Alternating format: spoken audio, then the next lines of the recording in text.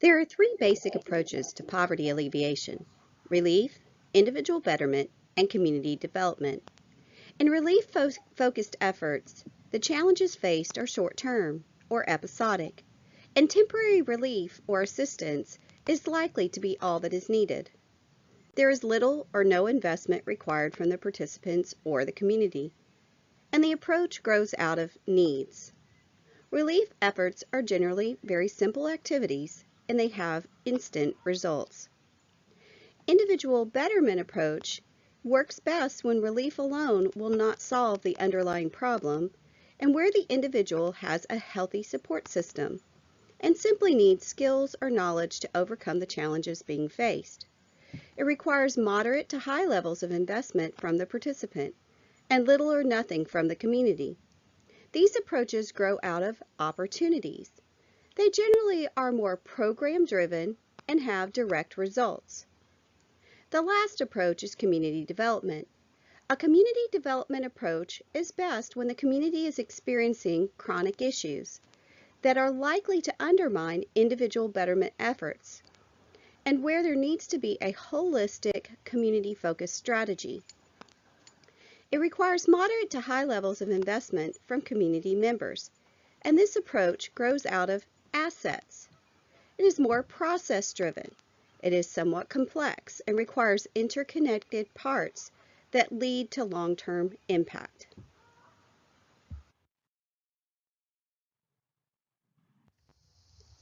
Imagine that this is our fishing pond.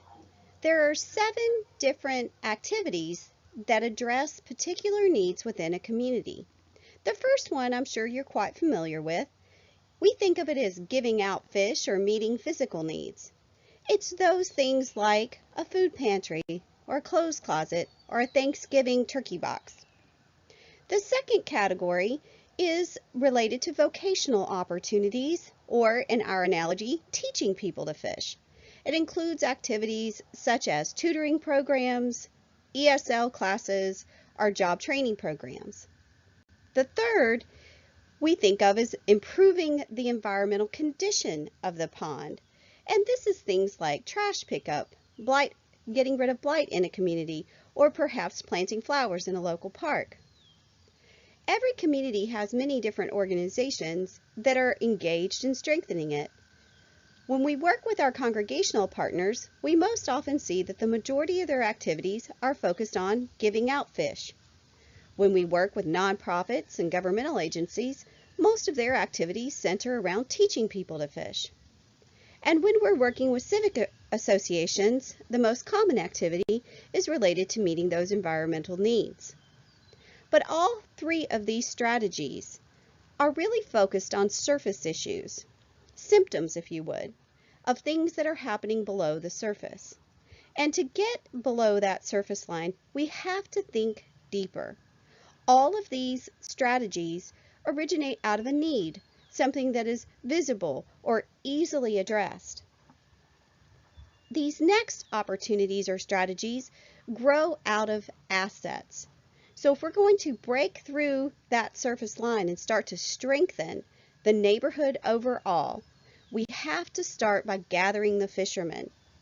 Community connections is an asset within a neighborhood. Robert Putnam has shown that neighborhoods or communities that have a lot of social capital are much stronger. So the best place to start in strengthening a community is by bringing the neighbors together and helping them to trust each other and get to know one another. But simply gathering neighbors together does not change the community. We have to move to another strategy, which is really focused on civic investment. Strong neighborhoods are neighborhoods that the citizens are making investments in. Sometimes this is in the form of actual home ownership, but often it's related to the gifts, talents, and abilities that the residents have and their way of making those investments into their community. This really gets at the need of communities to have agency and be empowered to address the issues that are facing their community. But simply bringing neighbors together and giving them the tools they need to empower their neighborhood is sometimes not enough to address systems level issues that are being causing issues within the community. And we have to start to think about how to bring voices together in a way that protects the watershed, really focuses on policies or regulations that can undermine the health and well-being of a community. One example of that was a community we were working with where a local school was being built, and the citizens of a very low-income neighborhood were told that their children would be bused and not allowed to go to the new school, which was within walking distance. Those citizens organized and went to their school board and actually won, and their children are now part of that new school.